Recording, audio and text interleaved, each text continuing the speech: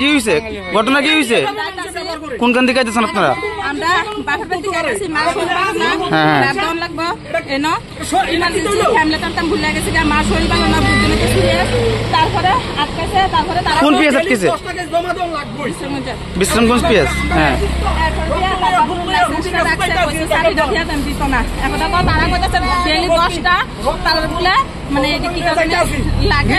তারপরে রিকোয়েস্ট করতেছে মানতেছে না আমি কই স্যার আজকে ভুলে এসে আনতে না মা ভর্তি আমি এমনি ধরনে তারা আমার এমনি ধাক্কাটা 2বার ফালা কে ফালাইছে অফিসার